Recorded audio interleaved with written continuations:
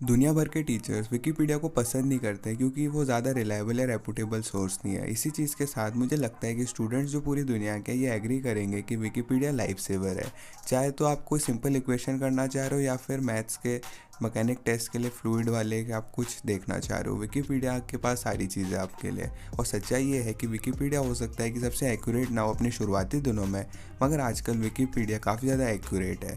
ज़्यादातर विकिपीडिया के आर्टिकल्स बहुत अच्छे होते हैं अपने सोर्सेज को देने में, चाहे वो टेक्स्ट बुक हो या न्यूज़ पब्लिकेशंस हो। तो इसी की वजह से आप सारी इन्फॉर्मेशन वेरीफाई कर सकते हो और सोर्स मटेरियल को साइट कर सकते हो। एक चीज़ नहीं भूलनी चाहिए कि विकिपीडिया सिर्फ फ्री नहीं है, बल्कि वो एड्स भी नहीं दिखाते, स्पॉन्सरशिप्स ना ही अफिलिएट मार्केटिंग करते हैं। वो क्या कोई भी चीज़ नहीं करते इनमें से। और बेसिकली जो कम्प्लीटली है ये डोनेशंस पे चलती है, ना कि टेक्स्ट बुक पब्लिशर्स की तरह। विकिपीडिया जो है वो प्रॉफिट के लिए नहीं है। तो मगर किसने इस जेम जैसी वेबसाइट को बनाया और वो लोग आज है कहाँ पे? अगर थोड़ा पीछे जाए तो विकिपीडिया को दो लोगों ने फाउंड किया था, जिनमें पहले का नाम था जिमी वेल्स। जिमी का जन्म 7 अगस्त 1967 को हंट्सविल अलाबामा में हुआ था। फैक्ट की बात यह है कि वो कुछ मिनटों पहले जन्मे थे, रात 12 बजे से।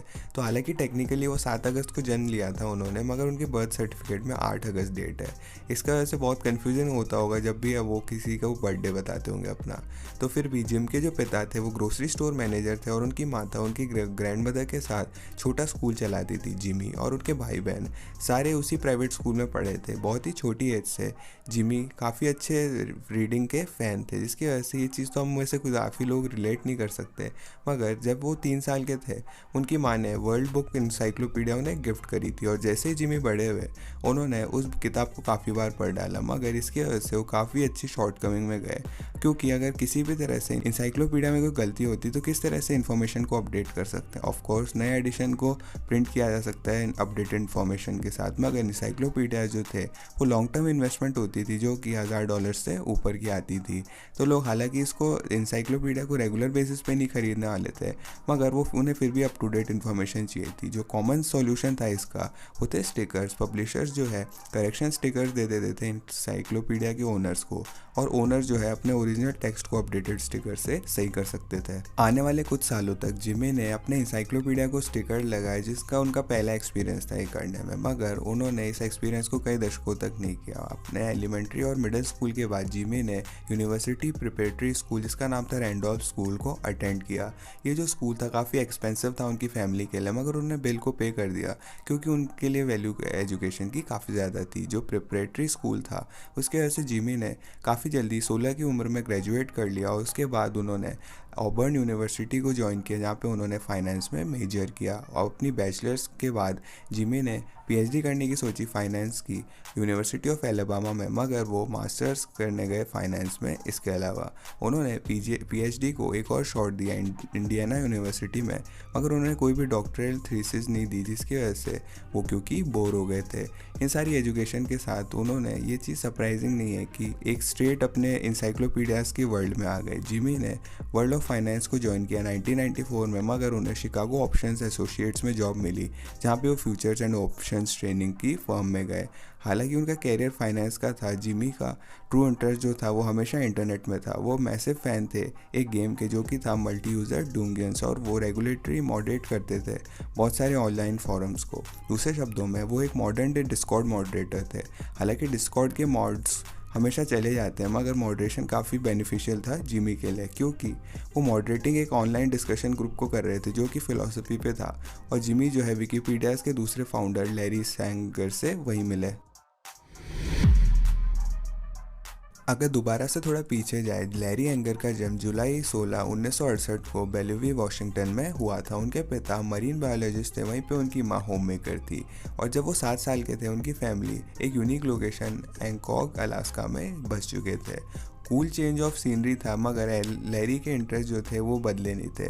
जिमी की तरह लैरी काफ़ी बड़े फ़ैन थे रीडिंग के, और स्पेशली वो फ़िलोसफी को पढ़ने में रोचक थे। अपने इंटरेस्ट के साथ ही लैरी जो थे उन्होंने सेम कॉलेज जो कि स्टीव जॉब भी गए थे, रीड कॉलेज को अटेंड किया, जहाँ पे उन्होंने फ़िलोसफी में मेजर किया। अपने इंटरेस्ट के फ़िलोसफी के साथ ही लैरी ने काफ़ी ज़्यादा इंटरनेट में भी ध्यान लगाया। वो कोई गेमर या ऑनलाइन मीमर नहीं थे, वो इंटरनेट का पोटेंशियल जो था जिसकी वजह से पब्लिशिंग आउटलेट वो चला सकते थे, इस पर ध्यान दे रहे थे। वो आप कुछ लाखों या करोड़ों लोगों को जो देख सकते थे इंटरनेट पे, मिल सकते थे उनसे, ना कि आपको लाखों करोड़ों रुपए खर्च करने पड़ते पब्लिशिंग, लाइसेंसिंग और डिस्ट्रीब्यूशन में चीज़ों के लिए। लैरी ने डिसाइड किया कि ये थ्योरी को टेस्ट करेंगे कॉलेज में जाकर एक डिस्कशन फोरम बना के, जो कि स्टूडेंट को ट्यूटर से ऑनलाइन मिलने में मदद कर सके। दूसरे शब्दों में उन्होंने मॉडर्न डे चेक को बनाया था। तो हमारे पास डिस्कॉर्ड मॉड और चेक का फाउंडर आ गया, और ये जो दो लोग थे 1994 में मिले जब लैरी ने जिमीज की मेलिंग लिस्ट, जिसका नाम था मॉडरेटेड डिस्कशन ऑफ ऑब्जेक्टिविस्ट फिलॉसफी और MDOP को सब्सक्राइब किया। वो दोनों जल्दी दोस्त बन गए और उन्होंने डिस्कशन करे लाइफ और फिलॉसफी के बारे में, मगर उनके पास भी कोई भी आइडिया नहीं था बिजनेस को साथ में शुरू करने का। इसी वजह से लैरी ने कंटिन्यू करी अपनी एजुकेशनल जर्नी। इसमें वो डिग्री पे डिग्री लेते गए और 1995 में लैरी ने मास्टर्स करी फिलॉसफी में ओहायो स्टेट यूनिवर्सिटी में, जहाँ पे उन्हें PhD की फिलॉसफी में भी मिली ओहायो स्टेट में 2000 में। उसी समय लैरी की भी एक वेबसाइट थी, Sanger and Shannon's review of Y2K news report की, जहाँ पे वो डेडिकेटेडली डिस्कस करते थे ईयर 2000 की प्रॉब्लम को। अगर आपको पता नहीं क्या है तो बेसिकली ये डर था कि कंप्यूटर ग्लिच आउट हो जाएंगे बहुत सारे एरर्स के साथ, जैसे ही वो 1999 से 2000 में शिफ्ट होंगे। मगर ऐसा थोड़े बहुत एरर्स तो है, मगर जैसे ही 2000 आया कोई भी कैटास्ट्रॉफिक चीज़ नहीं हुई, और 2000 प्रॉब्लम थी वो बिग नथिंग बर्गर बन गया। लैरी की साइट को ज़्यादा कोई ट्रैक्शन नहीं मिला पॉपुलैरिटी के साथ पहली जगह पे तो, मगर अगर वो जब मिल भी जाता तो उसे कोई भी मैटर नहीं करता, क्योंकि वो 2000 जैसे आया था वो ख़त्म हो जाता। लेकिन लैरी जो थे वो कोई सक्सेस नहीं पा रहे थे इंटरनेट से, मगर ये चीज़ जिमी के लिए भी नहीं की जा सकती थी।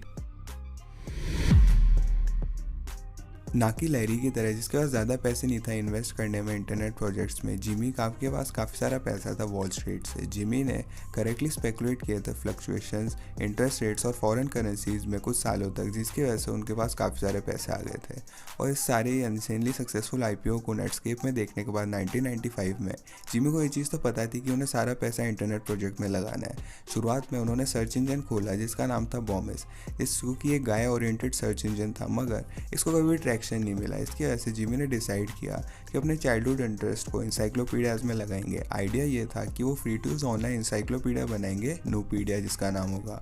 इसकी वजह से पैसे बनाएगा वो एड्स दिखाकर। जिमी के लिए एक्यूरेसी कंटेंट की काफ़ी इंपॉर्टेंट थी, इसी वजह से वो अकेडमिक एक्सपर्ट्स को रिव्यू देना चाहते थे सारा कंटेंट जिससे पहले कि वो पब्लिश हो जाए वेबसाइट पे।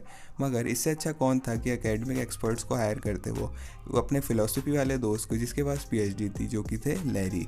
2000 की शुरुआत में जिमी ने लैरी को हायर किया एडिटर इन चीफ को में, और साथ ही उन्होंने लॉन्च किया नूपीडिया को मार्च 2000 में। नूपीडिया जो है हालांकि बहुत अच्छे से नहीं चला, क्योंकि आप ये देख सकते हो कि इन्फॉर्मेशन जो थी नूपीडिया में एक्सट्रीमली एक्यूरेट थी, मगर कोई भी कंट्रीब्यूट नहीं करना चाहता था साइट पे, क्योंकि उनकी अप्रूवल प्रोसेस काफ़ी डिफ़िकल्ट थी। जिमी ने काफ़ी सारे हाईली रिस्पेक्टेड प्रोफेसर्स को हायर किया था जो कि आर्टिकल्स को रिव्यू करते थे साइड में, जो कि रीडर्स के लिए काफ़ी अच्छा था।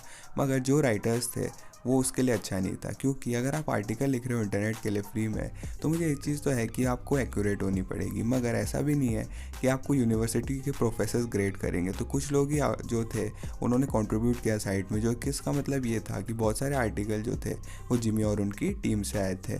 जिमी ने इसको डिस्करेज नहीं किया उन्हें खुद को, इसकी वजह से उन्होंने पता था कि न्यूपीडिया का काफ़ी अच्छा पोटेंशियल है, तो वो ग्राइंडिंग आउट आर्टिकल्स करने चले गए। मगर ये सारी चीज़ें बदल गई जब वो एक आर्टिकल लिखने लगे नोबेल प्राइज़ विनिंग इकोनॉमिस्ट जिनका नाम था रॉबर्ट C. मार्टोन। क्योंकि जैसा कि आपको पता होगा जिमी की मास्टर्स थी फाइनेंस में और काफ़ी सारे ईयर्स का एक्सपीरियंस था। उन्होंने ये खुद को परेशानी में समझा और इसे रॉबर्ट के बारे में लिखना समझा। इसकी वजह से, क्योंकि ऐसा लग रहा था कि वो डॉक्टरल थीसिस लिख रहे हैं, मगर उसकी वजह से वो कॉलेज के समय में जब वो PhD कर रहे थे वो कुछ करना नहीं चाहते थे। मगर ऐसा क्यों होगा कि पूरी दुनिया में इसे अपने फ्री टाइम में भी करने को कोई चाहेगा। ये क्लियर था जिमी और लैरी को कि ये जो करंट मॉडल था वो काम नहीं आने वाला। तो उन्होंने एक और कैजुअल वर्जन न्यूपीडिया का निकाला जिसका उन्होंने नाम दिया विकीपीडिया। ना ही जिमी को ना ही लैरी को बहुत ज़्यादा एक्सपेक्टेशंस थी विकीपीडिया से, मगर जो प्रोफेसर थे उन्होंने भी ये कहा था कि ये आइडिया किसी काम का नहीं है। जिमी और लैरी ने भी एग्री कर लिया था इस व्यू पॉइंट को, मगर वो रिक्रूट करना चाह रहे थे ज़्यादा राइटर्स को विकीपीडिया के लिए।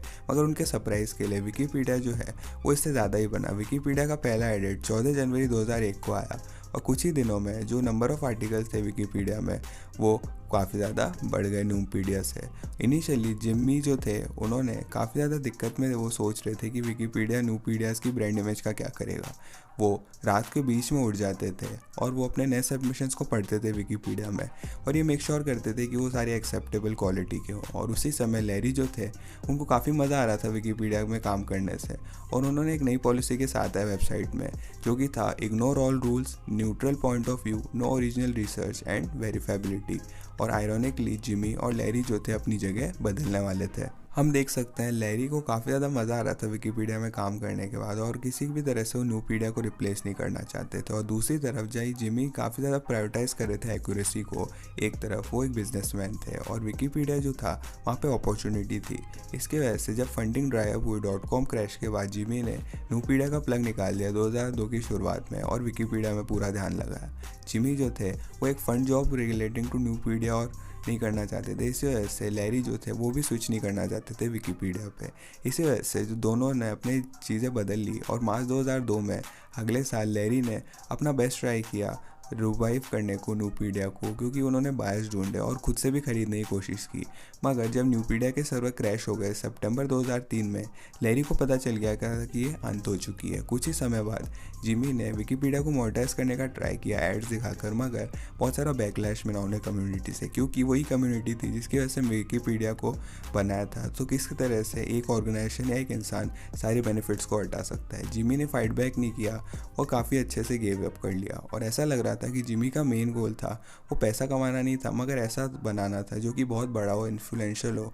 और ये चीज़ क्लियर थी कि विकीपीडिया एग्जैक्टली वही चीज़ था। 2003 के मिड में जिमी ने एक नॉन प्रॉफिट ऑर्गेनाइजेशन जिसका नाम था विकीमीडिया फाउंडेशन को लॉन्च किया, और जो नॉन प्रॉफिट थी वो डेली ऑपरेशन जो विकीपीडिया के थे उसको टेक ओवर कर लिया। अगले कुछ सालों में विकीपीडिया ने माइलस्टोन पे माइलस्टोन कंप्लीट किए, जिसको लाखों आर्टिकल्स में ग्रो किया उन्होंने। जिमी ने फाउंडेशन ऑफ ऑफिशियल चेयरमैन का कुछ सालों तक निभाया, मगर 2006 में उन्होंने डिसाइड किया कि उस फाउंडेशन को उनकी ज़रूरत नहीं है। मगर उनके पास अभी भी स्पेशल सीट है बोर्ड में, जो कि है कम्युनिटी फाउंडर्स सीट, मगर आज उनका रोल है वो किसी भी काम का नहीं है। और क्योंकि जब वो विकीपीडिया को छोड़ रहे थे, जिमी ने अपना ज़्यादातर टाइम बाकी कम्युनिटी ओरिएंटेड प्रोजेक्ट्स में बिताया था। 2012 में वो एक एडवाइज़र थे यूके गवर्नमेंट, जो कि मदद करने वाली थी टैक्स पेयर फंडेड रिसर्च को फ्रीली अवेलेबल करने में इंटरनेट पे। इसी तरह 2017 में उन्होंने एक ऑनलाइन पब्लिकेशन जिसका नाम था विकी ट्रिब्यून को लॉन्च किया था, जो कि डेडिकेटेड थी बाइज न्यूज़ के अगेंस्ट फाइट करने में। और 2019 में उन्होंने एड फ्री सोशल नेटवर्क जिसका नाम था विकी ट्रिब्यून सोशल को लॉन्च किया। और इसी के बीच लैरी ने काफ़ी से ज़्यादा दूर चले गए विकीपीडिया से। इनफैक्ट वो इतने ज़्यादा क्रिटिक बन गए मेजर विकीपीडिया के कि उन्होंने काफ़ी सारे स्टेटमेंट बनाए कॉमनली, जो कि उस साइट को बदनाम करता था। उन्होंने एक कॉम्पिटिटर भी लॉन्च करने का सोचा विकीपीडिया का, जो कि उन्होंने लॉन्च किया सिटीजन डीएम के नाम से 2006 में। उन्होंने कम्युनिटी नेचर को विकीपीडिया को लेकर आए, मगर ज़्यादा चेक्स थे जिसकी वजह से क्रेडिबिलिटी को इंश्योर किया जा सके। मगर अनफॉर्चुनेटली सिटीजन डीएम ने कभी भी इतना स्ट्रीम नहीं पकड़ा, मगर लैरी ने भी कभी गिव अप नहीं किया। एग्जाम्पल के लिए 2008 से 2010 के बीच में उन्होंने वॉच नाउ लर्न प्रोजेक्ट पे काम किया, जिसकी वजह से उन्होंने रिपोजिटरी बनाई एजुकेशनल वीडियोस बच्चों के लिए। इसी तरह से 2013 में उन्होंने क्राउडसोर्स न्यूज़ पोर्टल जिसका नाम था इन्फोबिट को लॉन्च किया, और दिसंबर 2017 में उन्होंने एवरीपीडिया को लॉन्च किया, जो कि वापस से क्रेडिबल वर्जन था विकीपीडिया का, मगर ब्लॉकचेन पे बेस्ड था। हमें एक चीज़ देखनी होगी कि सारे ग्राफ में जो एवरपीडिया के टोकन का था कि किस तरह से हुआ वो, और ये सारे फेलियर्स के साथ ही लैरी ने अभी भी क्विट नहीं किया एनालिसिस को विकीपीडिया के लिए बनाने के लिए। अक्टूबर 2019 में उन्होंने एक encyclosphere.org को लॉन्च किया, मगर दिन के आखिर में सच्चाई तो ये है कि लैरी की क्रिटिसिज्म थे क्रेडिबिलिटी ऑफ विकीपीडिया के, वो सही भी है, मगर ऐसा लगता है कि लैरी ने कभी भी उस चीज़ के आगे बढ़ के ब्राइट साइड नहीं देखी विकीपीडिया की, जो कि काफ़ी शर्मनाक बात है। जिमी हालांकि बहुत सारे विकीपीडिया को अच्छी चीज़ों के लिए देखते हैं और जो कि उसके लिए है, और जैसे वो कहते हैं जी कि वो एस्टिमेट करते हैं कि विकीपीडिया की वर्थ एटलीस्ट $3 बिलियन है आज। तो इसकी वजह से अगर आप विकीपीडिया फाउंडेशन को डोनेट करते हो तो वो $3 बिलियन को लॉस्ट कर चुके हैं। मगर वो स्ट्रांगली ये भी बिलीव करते हैं कि अगर आप डोनेट नहीं करते विकीपीडिया को तो $3 बिलियन की नहीं होती आज। तो डोनेटिंग को जो साइट थी, हमेशा जब आप करते रहोगे तो डम्बेस्ट और स्मार्टेस्ट डिसीजन होगा उनकी लाइफ का। क्या आपके ऊपर पॉजिटिव या नेगेटिव ओपिनियन है विकीपीडिया पे कमेंट करके ज़रूर बताना। उस वीडियो को लाइक भी कीजिएगा अगर विकीपीडिया ने आपके एग्ज़ाम में मदद करी है तो। और साथ ही हमारे इंटरनेशनल चैनल्स को चेकआउट कीजिएगा हमारी वीडियो दूसरी लैंग्वेजेस में देखने के लिए। और हमारे चैनल को सब्सक्राइब कीजिएगा हमारे बाकी सवालों के लॉजिकली आंसर्स के लिए। मैं था चिरंजीव, मैं मिलता हूँ आपसे अगली वीडियो में।